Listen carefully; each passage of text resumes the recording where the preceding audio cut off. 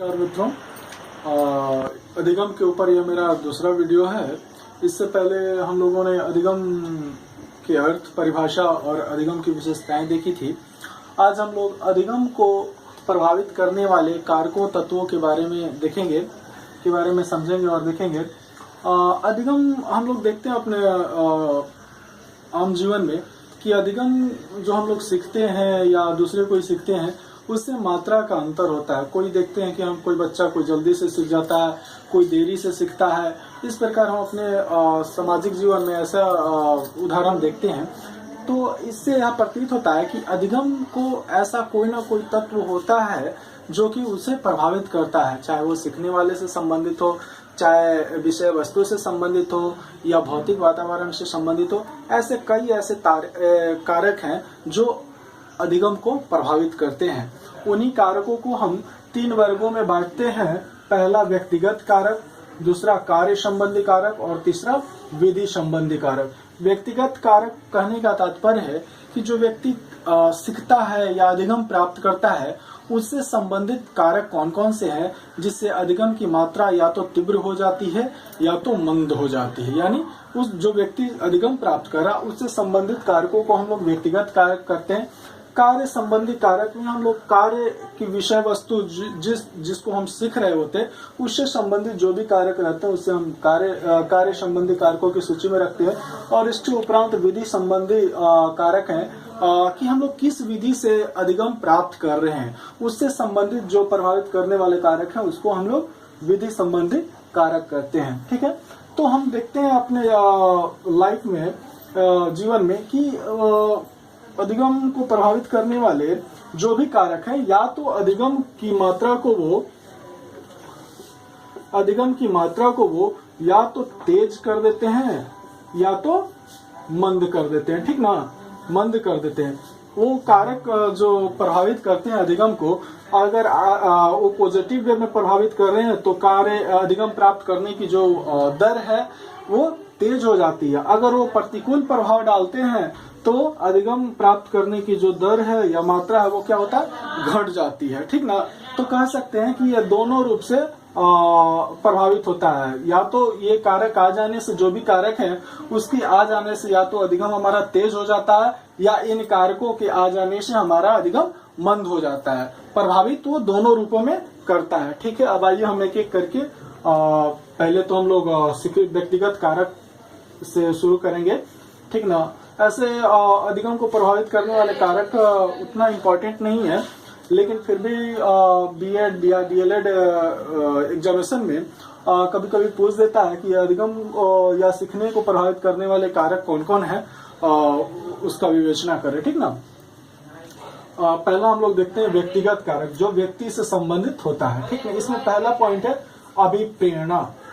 अभिप्रेरणा के बिना अधिगम पॉसिबल नहीं है। यानी कहें तो कि जब तक हम अंतः रूप से प्रेरित नहीं होते हैं किसी कार्य को करने के लिए या सीखने के लिए या अधिगम प्राप्त करने के लिए, तब तक हम लोग सीख नहीं पाते हैं, कुछ भी अधिगम प्राप्त नहीं कर पाते। पहले हमें अपने कह सकते हैं कि अभिप्रेरणा के बिना अधिगम संभव नहीं है। कभी कभी होता है कि हम यद्यपि अंदर से अभिप्रेरित नहीं होते हैं, अभिप्रेरणा नहीं होती है, तो किसी शिक्षक के द्वारा या किसी समाज के सदस्यों द्वारा भी हम अभिप्रेरित होकर के अधिगम प्राप्त करने की ओर अग्रसर हो जाते हैं। तो कह सकते हैं कि अधिगम को प्रभावित अभिप्रेरणा जब तक नहीं होगी तब तक आप अधिगम प्राप्त नहीं कर सकते हैं, चाहे वो बाह्य अभिप्रेरणा हो या आंतरिक अभिप्रेरणा हो। अभिप्रेरणा के अभाव में अधिगम पॉसिबल नहीं है। ठीक है, उसके बाद है परिपक्वता। पिछली क्लास में हम लोगों ने देखा था कि व्यवहार में जो परिवर्तन होता है परिपक्वता के कारण, उसको हम अधिगम नहीं कहते हैं। अर्थात जो हमारे व्यवहार में परिपक्वता के कारण जो परिवर्तन होता है, उसे हम अधिगम नहीं कहते हैं। ये अलग की बात है कि उसको हम अधिगम नहीं कहते हैं, लेकिन अधिगम जो है वो पूर्ण रूपेण, या कह सकते हैं कि अधिगम का आधार परिपक्वता ही है। क्योंकि हम लोग देखते हैं कि परिपक्वता के एक स्तर को जब तक हम नहीं छू पाते हैं, तब तक हम अधिगम प्राप्त नहीं कर पाते हैं। जैसे सपोज कीजिए कोई 10 साल का लड़का है या 8 साल का लड़का है, ठीक है ना, 8 साल का लड़का है। अब उसे हम बोलते हैं कि तुम बीपीएससी की तैयारी करो, ठीक ना, और बीपीएससी संबंधित जो भी पुस्तकें है पढ़ने के लिए उसको हम ला करके दे देते हैं, ठीक है, दे देते हैं और बोलते हैं कि तुम इसकी तैयारी करो। 8 साल का बालक उतना परिपक्व नहीं हो पाता है कि वो बीपीएससी के सिलेबस को, उसके मैटर को वो समझ सके। एक और एग्जांपल देता हूँ, 2 साल का बच्चा है, अब उसको हम लोग बोलते हैं, सिखाते हैं, अधिगम प्राप्त कराते हैं कि तुम विभिन्न प्रकार के ऊंचे क्लास के वर्गों के जो मैथमेटिक्स सीखे जाते हैं उसको बनाओ। तो देखते हैं कि बच्चा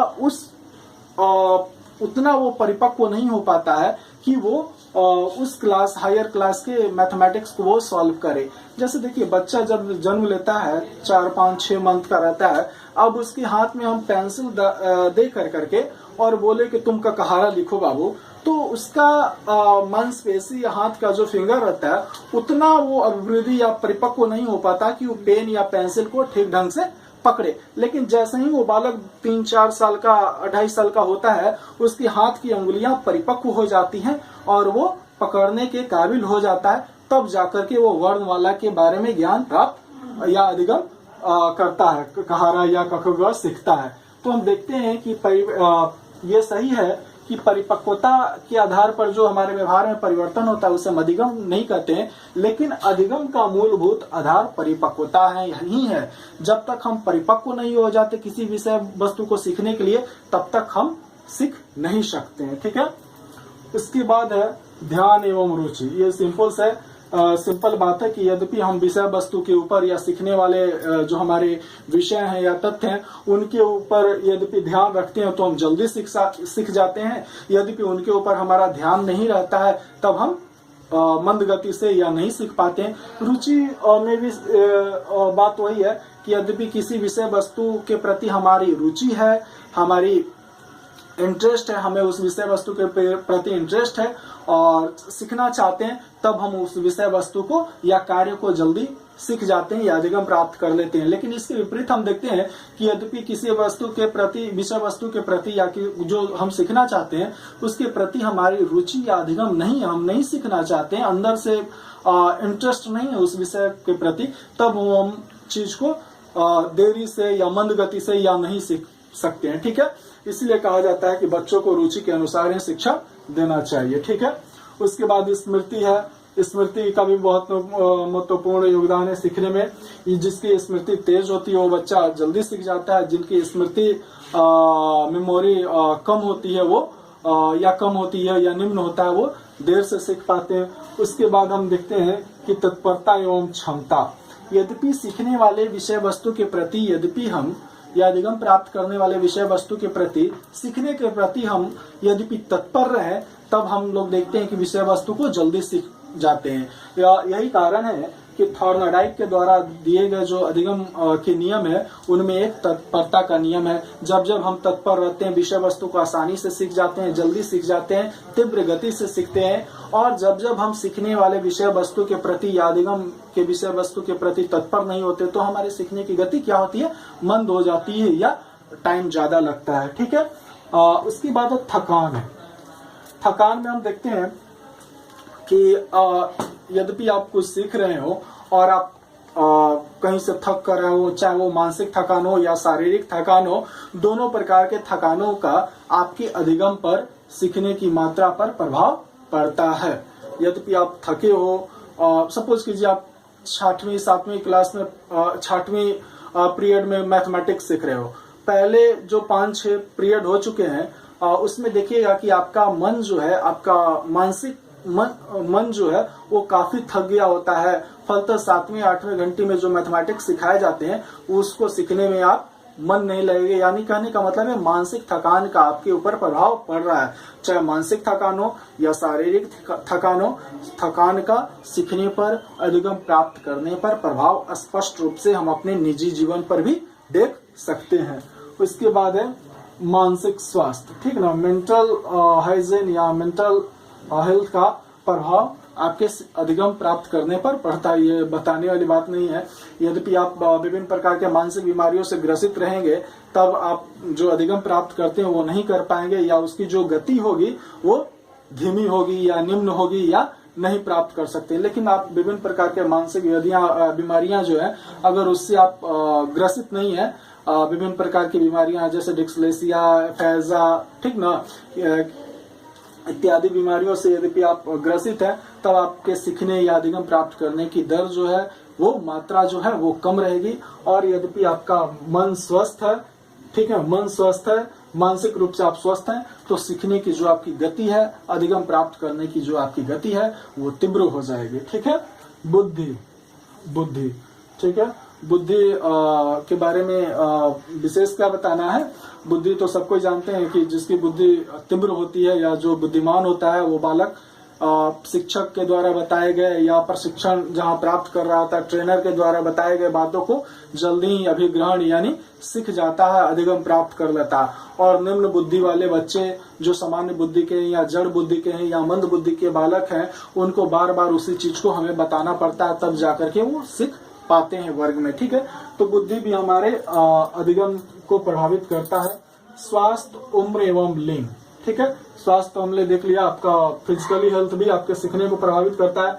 उम्र में भी हम लोग देखते हैं, जैसा कि गिलफोर्ड ने बताया है कि स्वास्थ्य, उम्र और लिंग सीखने अधिगम प्राप्त करने को प्रभावित करता है। गिलफोर्ड का यह कहना है कि उम्र एक विशेष जो स्तर होता है उम्र का, जब अगर हम सपोज कीजिए इतने 10 साल हमारा उम्र हो गया, ठीक है, अगर 10 साल की उम्र में जो बातें हमें अधिगम प्राप्त करनी है, अगर उससे ज्यादा 10 साल के लिए जो बनाया गया पाठ्यक्रम बनाया गया, अगर हम 15 साल के पाठ्यक्रम को ग्रहण करना चाहते हैं तो हमारे सीखने या अधिगम प्राप्त करने की गति जो है वो मंद पड़ जाएगी।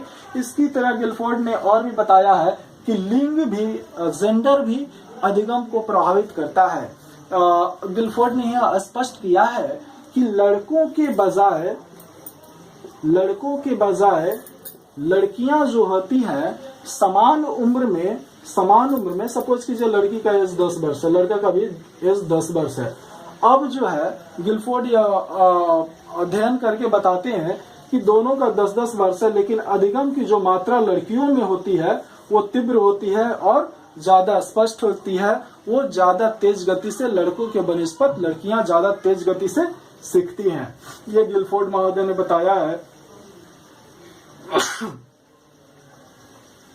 इसके उपरांत हम लोग देखते हैं भोजन का भी सीखने पर महत्वपूर्ण प्रभाव या एक महत्वपूर्ण कारक है जो सीखने को प्रभावित करता है। जैसा हमारा भोजन होता है वैसा ही हमारा स्वास्थ्य होता है।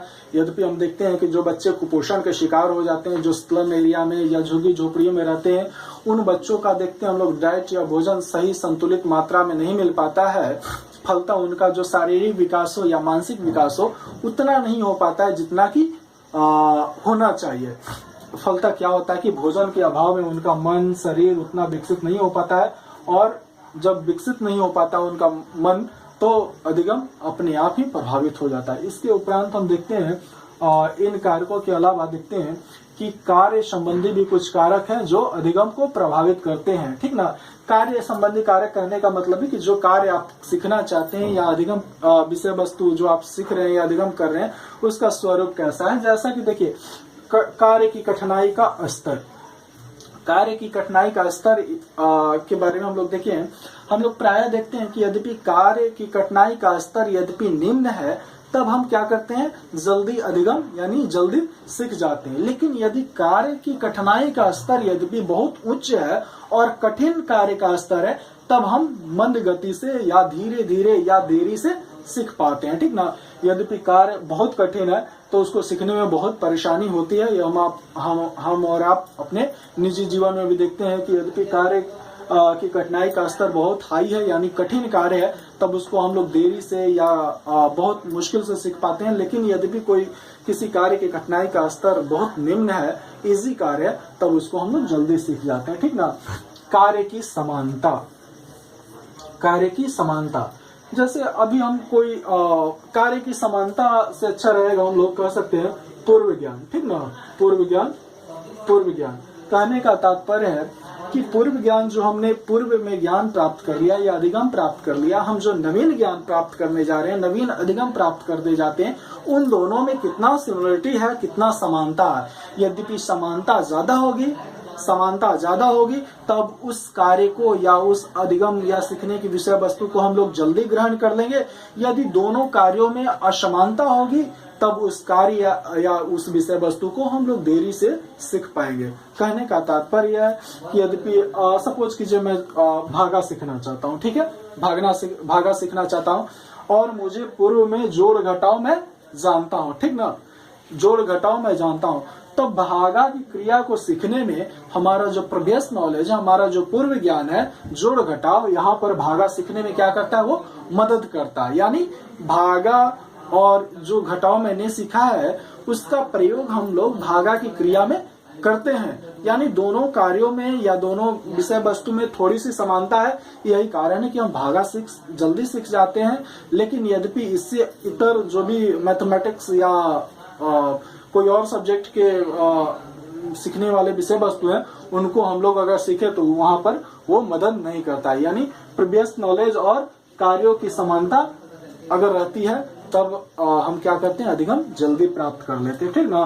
कार्य का अर्थपूर्ण होना, यानी जो कार्य या जो विषय वस्तु आप अधिगम प्राप्त कर रहे हैं, यद्यपि वो आपके व्यवहारिक जीवन में उसका अर्थपूर्ण योगदान है, आपके रियल लाइफ में उसका यूटिलाइज है, उसके अर्थ को आप जानते हैं, तब ऐसे कार्य को आप जल्दी ही सीख जाएंगे। यद्यपि कार्य अर्थपूर्ण है, आप उसे समझ नहीं पा रहे हैं कि उसका प्रयोग हम अपने व्यवहारिक जीवन में किस प्रकार करेंगे, तब वो ऐसे कार्यों को आप जल्दी नहीं सीख पाएंगे, ठीक है।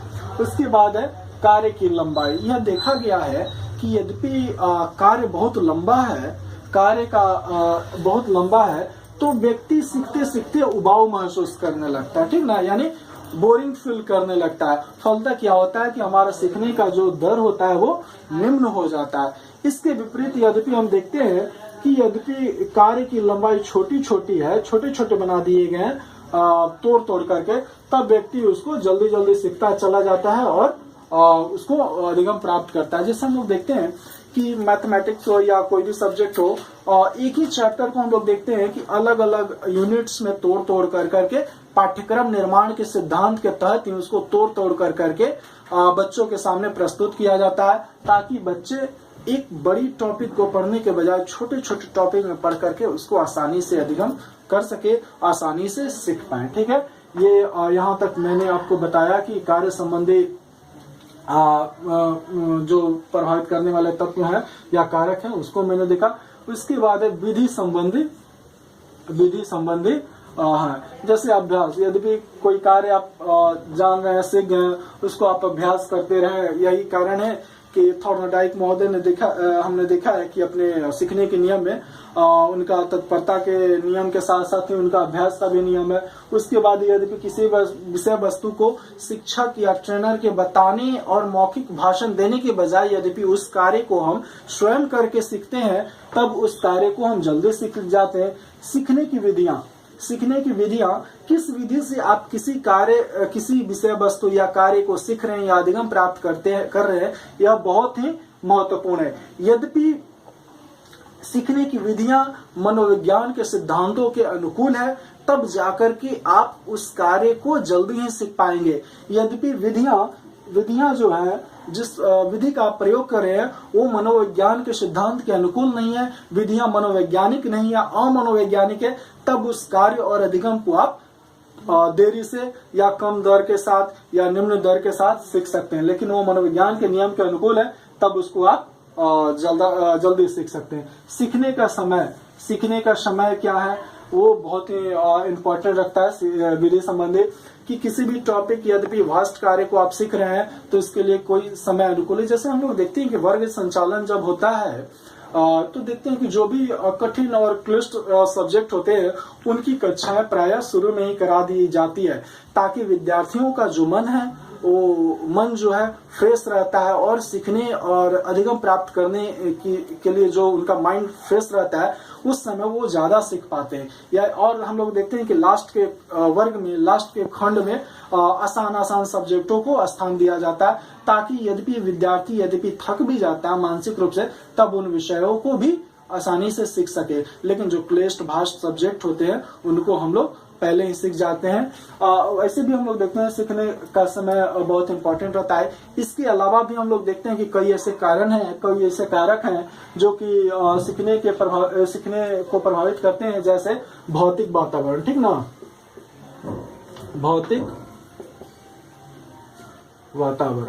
भौतिक वातावरण जहां आप सीख रहे होते हो, जहां आप कार्य को संपादित कर रहे हैं, यादगाम प्राप्त कर रहे हैं, वहां का एटमॉस्फेयर कैसा, वहां का वातावरण कैसा है। यद्यपि सपोज कीजिए आप जहां सीख रहे हैं वहां पर नेत्र प्रिय वातावरण नहीं है, जो आपकी आंखों के अनुकूल है। आप सीख रहे हैं यहाँ पर इस बंगलों में और यहाँ पर लाइट का अभाव है, ठीक ना, तो आप यहाँ पर अधिगम प्राप्त नहीं कर सकते हैं। यहाँ पर वातावरण कौतूहलपूर्ण है, यानी हल्ला हो रहा है, शोर शराबा है, तब भी आप यहाँ पर सीख नहीं पाएंगे, ठीक ना। इसके अलावा देखिएगा कि यहाँ पर बहुत ज्यादा शोर शराबा हो रहा है, लाइट की कमी है, बेंच नहीं है, कुर्सी नहीं है, आपको ऐसे ही बैठ करके सीखना पड़ रहा है, झुग्गी झोपड़ी ऐसे स्थानों पर आप नहीं सीख सकते, या फिर सीख भी पाते हैं तो सीखने की जो दर है या मात्रा वो काफी कम होगी।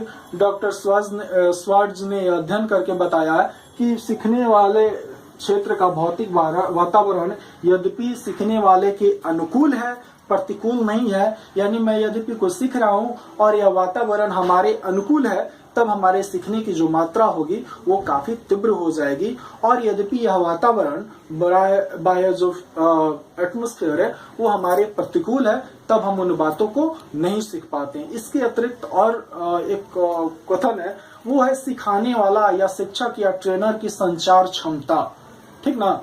यद्यपि सिखाने वाले शिक्षक या ट्रेनर की संचार क्षमता, यानी बोलने सिखाने का स्टाइल, प्रभावित करने का, भाषण देने में यद्यपि वो माहिर है और दूसरे को प्रभावित करता है, तब जाकर करके आपको वो बेटर ढंग से और न सीखने की इच्छा होते हुए वो आपको सिखा देता है। जैसे गोल्डबैक और कैम्पबेल ने यह अध्ययन करके बताया है कि यद्यपि शिक्षक के पास या ट्रेनर के पास उचित संचार क्षमता है, तब विद्यार्थियों को न सीखने की इच्छा होते हुए भी विद्यार्थी उस विषय वस्तु को सीखने या अधिगम प्राप्त करने के लिए मजबूर हो जाते हैं। यह अध्ययन करके कि गोल्डबैक और कैम्पबेल ने बताया है। अभी तक तो हम लोगों ने देखा कि विधि संबंधी कारक यानी सीखने को प्रभावित करने वाले कारक के और विधि संबंधी कारक और व्यक्तिगत कारक के बारे में अध्ययन किया है, और इसके अतिरिक्त भी कुछ